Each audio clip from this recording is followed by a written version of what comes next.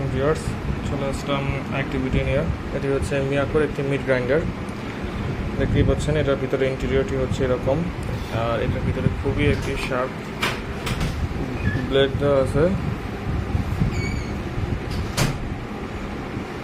দেখতেই পারতেছেন এই ব্লেডটা খুবই হাই স্পিডে রোটেট করে এবং এই মিটগুলো একদম মিক্সড হয়ে যায়।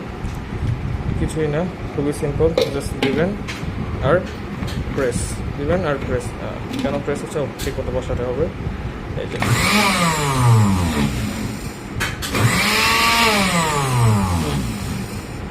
এভাবে কয়েকবার থরে থরে করলেই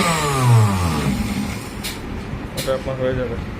সবসময় মনে রাখবেন, যে কোনো ব্লেডের কেনার আগে এটা ওয়াটেজটি চেক করবেন।